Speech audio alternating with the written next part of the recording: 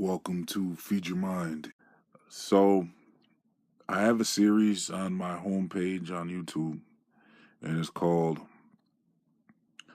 the playlist is called The Edge, the Dome Firmament Discovery and Cover Up. And I've been piecing together the entire story of how the firmament was discovered and what they did to hide it. So, planes crashed into the invisible barriers in Project High Jump, a mission led by Admiral Byrd. And when his planes were crashing into the dome firmament, they were telling troopers that it was a force field put up by the Nazis because they couldn't tell the low-level army men that they were crashing into the edge of the earth, a dome barrier of the earth. So they told everybody they were crashing into force fields put up by the Nazis. But the elite knew what they had just discovered. And what they discovered was the dome firmament of the flat earth. So within 10 years, they came up with a plan. I'm sure that whole time they were coming up with a plan. From 1947 to 48 was Project High Jump. And then by 58, NASA in Antarctica was established, or at least in the process of being established. So after they discovered this dome barrier, they figured out a plan, and they got a plan going, and that was to seal up Antarctica and seal up the ceiling of the dome firmament and make sure it is considered outer space above us and not the firmament. So the outer edges was the Antarctic Treaty, which was established by many countries, and every country who signed that treaty, I'm suspecting, knows about the firmament, at least at the higher levels, because you got to remember, it doesn't matter if any other country has a space program. All countries are run by the Illuminati at the top levels. Countries are an illusion for us, it's just for the public. The Illuminati is controlling the whole board.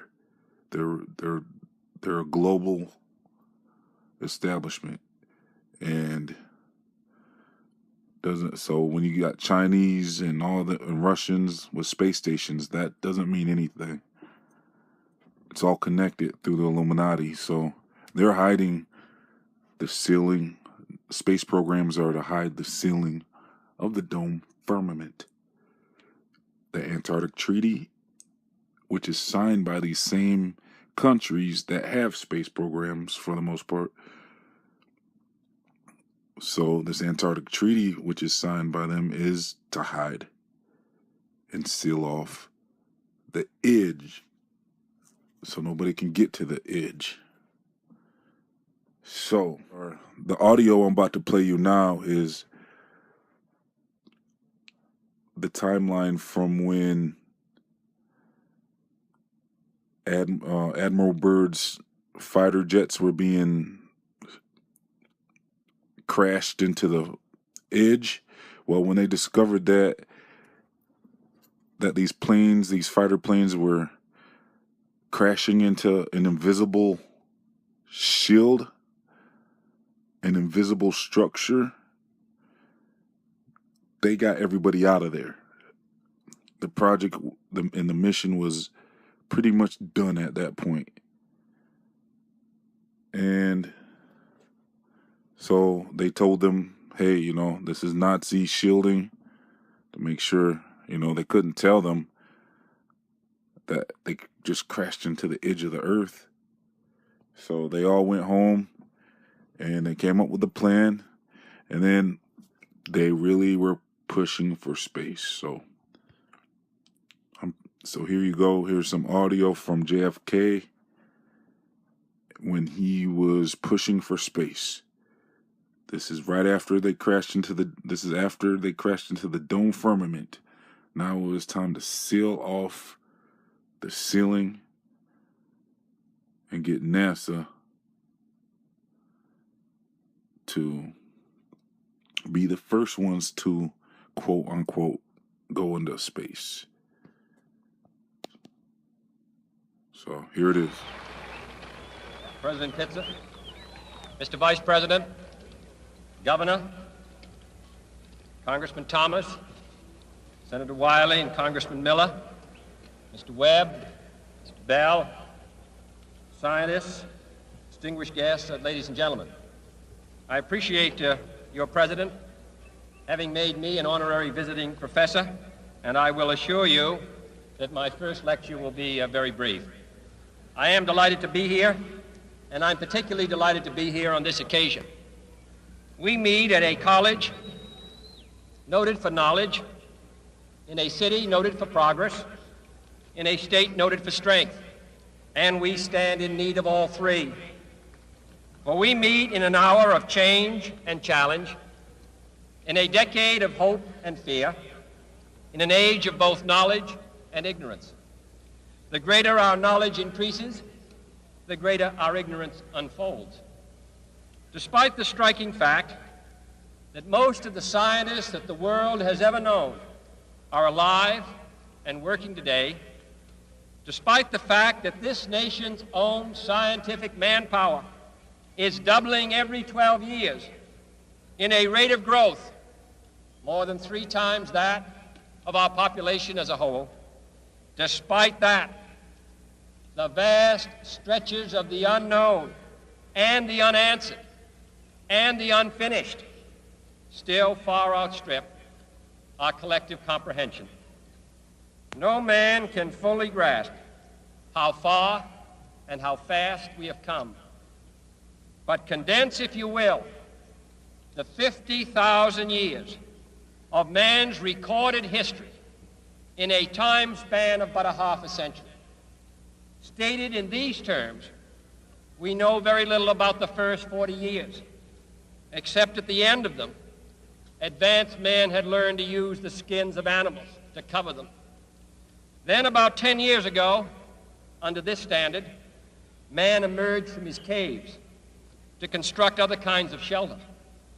Only 5 years ago, man learned to write and use a cart with wheels. Christianity began less than 2 years ago. The printing press came this year. And then less than 2 months ago, during this whole 50-year span of human history, the steam engine provided a new source of power.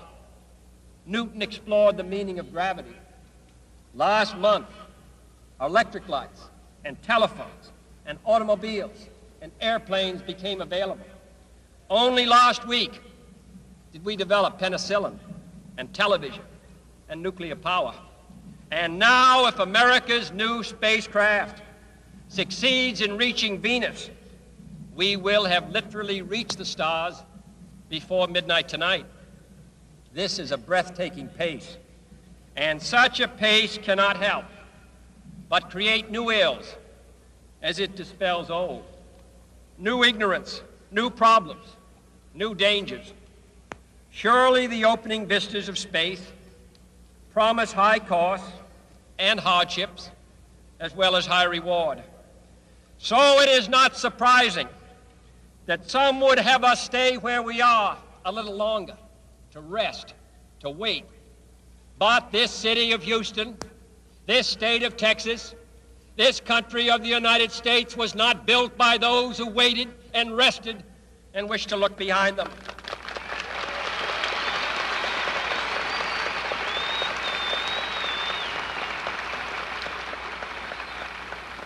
This country was conquered by those who move forward, and so will space. William Bradford, speaking in 1630 of the founding of the Plymouth Bay Colony, said that all great and honorable actions are accompanied with great difficulties, and both must be enterprised and overcome with answerable courage. If this capsule history of our progress teaches us anything, it is that man in his quest for knowledge and progress is determined and cannot be deterred. The exploration of space will go ahead, whether we join in it or not. And it is one of the great adventures of all time. And no nation which expects to be the leader of other nations can expect to stay behind in this race for space. Those who came before us made certain that this country rode the first waves of the Industrial Revolution, the first waves of modern invention, and the first wave of nuclear power. And this generation does not intend to founder in the backwash of the coming age of space. We mean to be a part of it. We mean to lead it.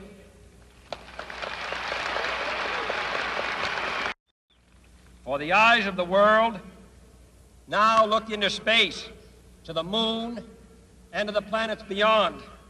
And we have vowed that we shall not see it governed by a hostile flag of conquest, but by a banner of freedom and peace. We have vowed that we shall not see space filled with weapons of mass destruction, but with instruments of knowledge and understanding. Yet the vows of this nation can only be fulfilled if we in this nation are first, and therefore we intend to be first.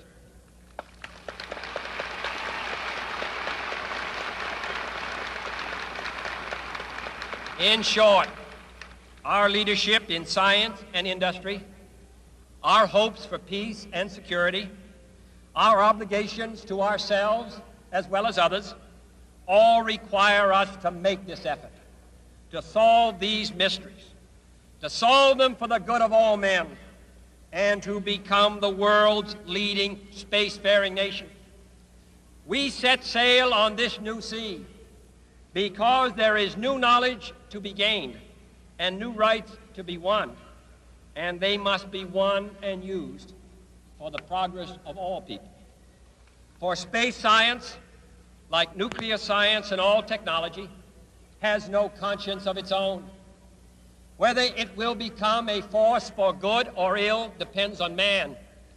And only if the United States occupies a position of preeminence can we help decide whether this new ocean will be a sea of peace or a new terrifying theater of war.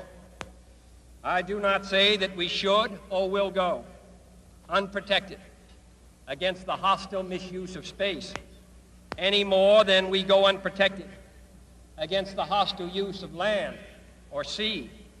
But I do say that space can be explored and mastered without feeding the fires of war, without repeating the mistakes that man has made in extending his writ around this globe of ours.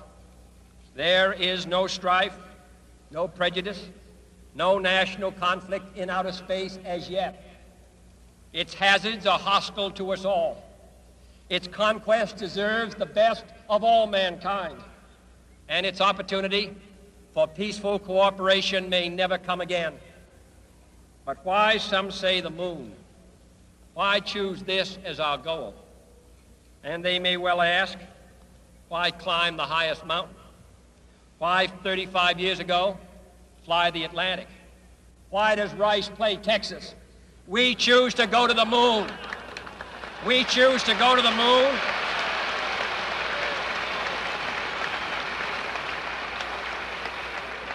We choose to go to the moon in this decade and do the other things, not because they are easy, but because they are hard.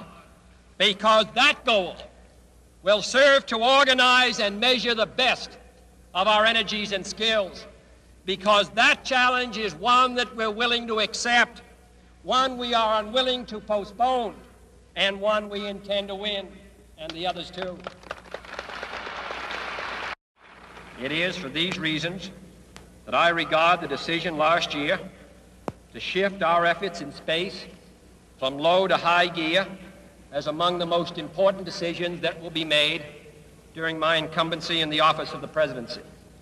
In the last 24 hours, we have seen facilities now being created for the greatest and most complex exploration in man's history. We have felt the ground shake and the air shattered by the testing of a Saturn C-1 booster rocket, many times as powerful as the Atlas which launched John Glenn, generating power equivalents to 10,000 automobiles with their accelerator on the floor.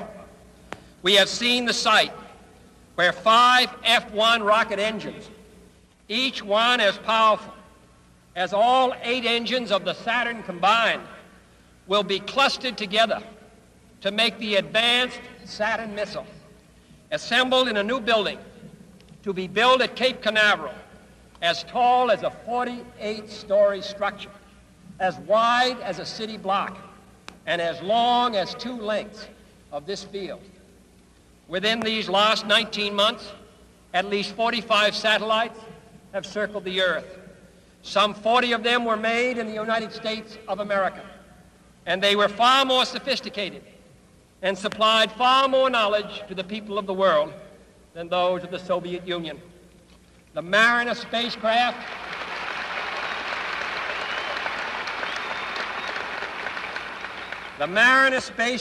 now on its way to Venus is the most intricate instrument in the history of space science.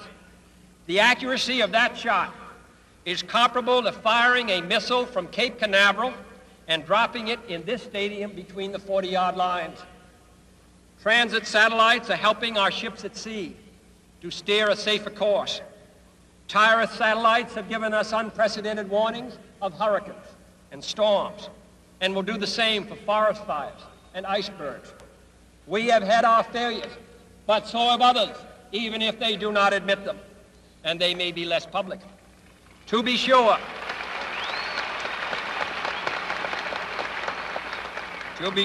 we are behind, and will be behind for some time, in manned flight. But we do not intend to stay behind, and in this decade we shall make up and move ahead.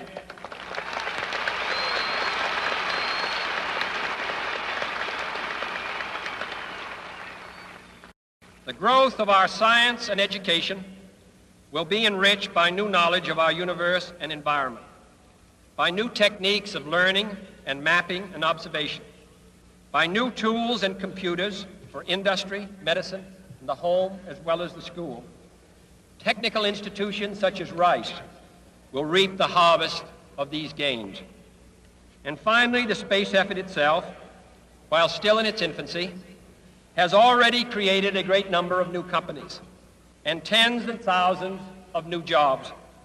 Space and related industries are generating new demands in investment and skilled personnel, and this city and this state and this region will share greatly in this growth. What was once the furthest outpost on the old frontier of the West will be the furthest outpost on the new frontier of science and space. Houston,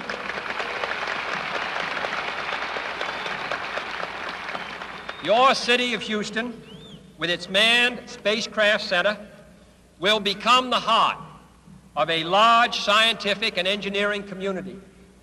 During the next 5 years, the National Aeronautic and Space Administration expects to double the number of scientists and engineers in this area, to increase its outlays for salaries and expenses to $60 million a year, to invest some $200 million in plant and laboratory facilities, and to direct or contract for new space efforts over $1 billion from this center in this city. To be sure, all this costs us all a good deal of money. This year's space budget is 3 times what it was in January 1961, and it is greater than the space budget of the previous 8 years combined. That budget now stands at $5.4 billion a year, a staggering sum, though somewhat less than we pay for cigarettes and cigars every year. Space expenditures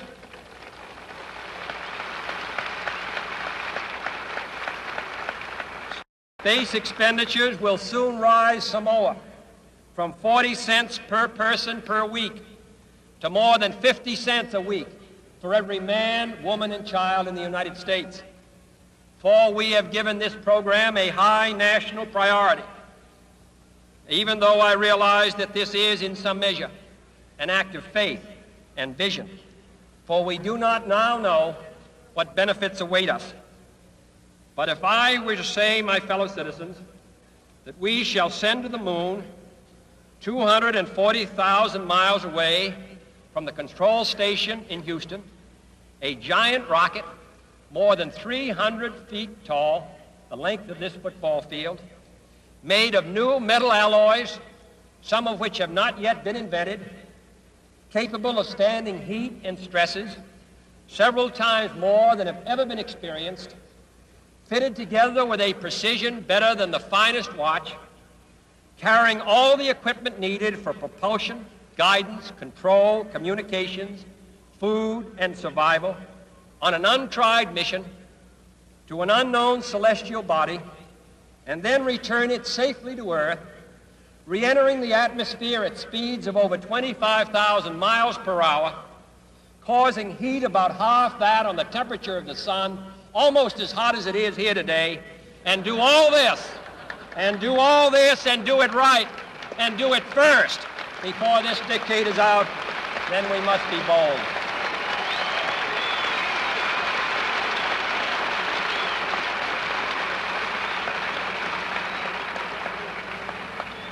I'm the one who's doing all the work, so we're just going to stay cool for a minute. However, I think we're going to do it. And I think that we must pay what needs to be paid. I don't think we ought to waste any money, but I think we ought to do the job. And this will be done in the decade of the 60s. It may be done while some of you are still here at school at this college and university. It will be done during the terms of office of some of the people who sit here on this platform. But it will be done. And it will be done before the end of this decade. And I am delighted that this university is playing a part in putting a man on the moon as part of a great national effort of the United States of America.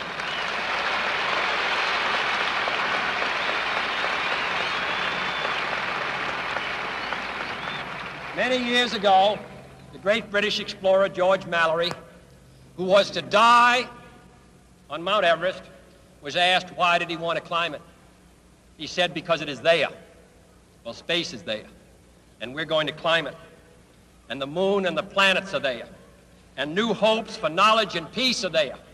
And therefore, as we set sail, we ask God's blessing on the most hazardous and dangerous and greatest adventure on which man has ever embarked. Thank you.